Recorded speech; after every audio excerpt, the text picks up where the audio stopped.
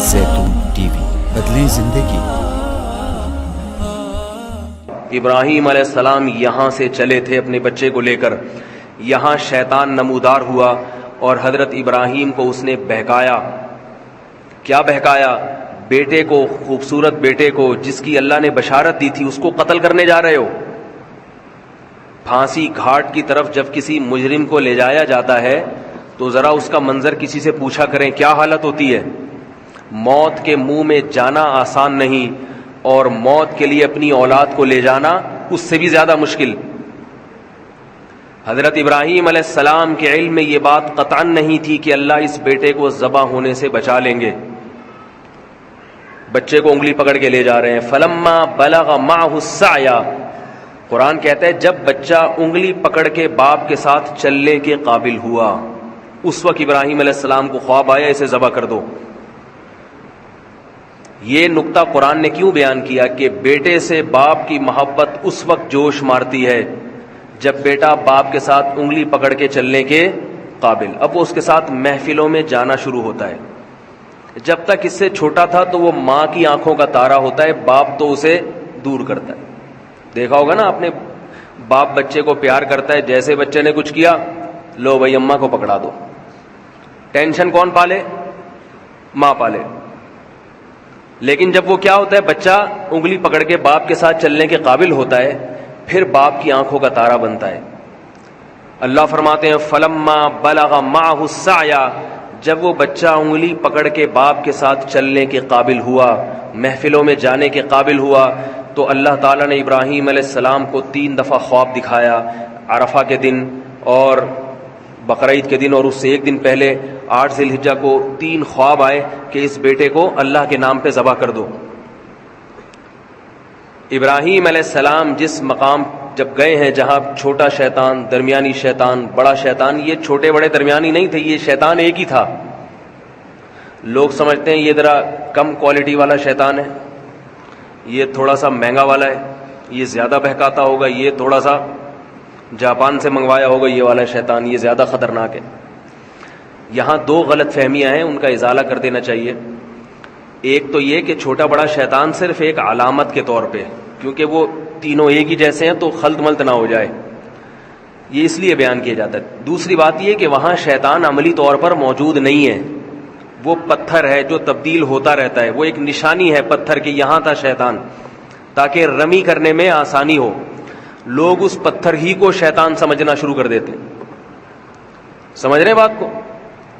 لوگ کیا کرتے ہیں، لوگ سمجھتے ہیں کہ یہ پتھر جو ہے نا یہی شیطان ہے، وہ شیطان نہیں ہے پتھر، بلکہ وہاں شیطان نمودار ہوا تھا حضرت ابراہیم علیہ السلام کو بہکانے کے لیے۔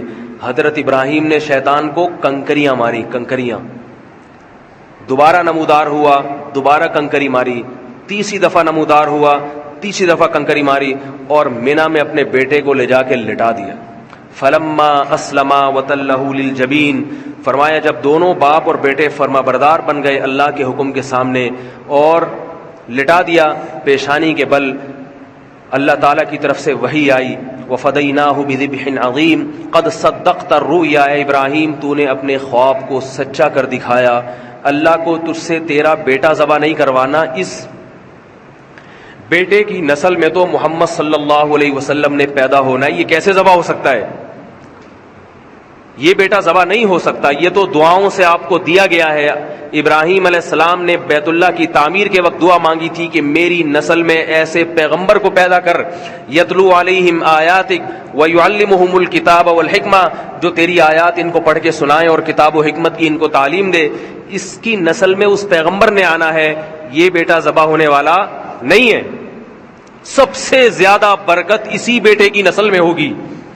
اس سے پتہ چلتا ہے میرے بھائی، اللہ کے لیے جو قربانی دیتا ہے، جس چیز کی قربانی دے گا اللہ اس کی اسی چیز میں سب سے زیادہ برکت دیں گے۔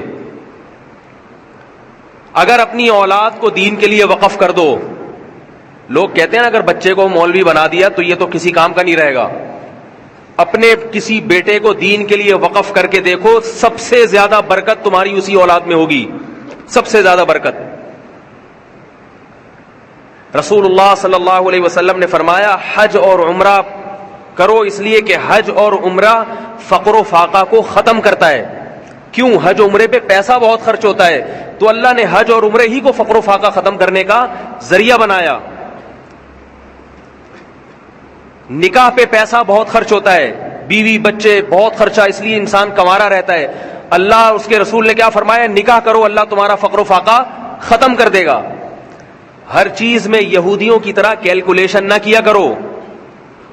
ہر بات میں آج کا مسلمان کیلکولیٹر لے کے بیٹھا رہتا ہے. اتنی تنخواہ ہے, اتنے بچے, ایک اور آ گیا تو ایسا ہو جائے گا, ایک حج کر لیا تو یوں ہو جائے گا, بس وہ کیلکولیشن میں لگا رہتا ہے.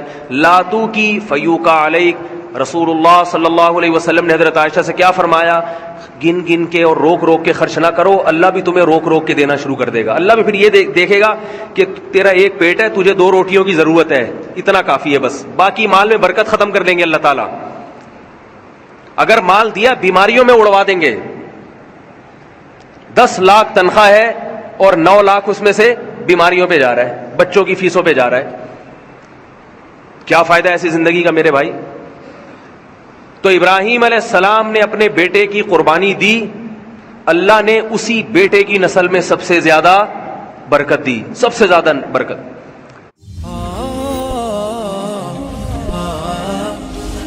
زیتون ٹی وی بدلیں زندگی.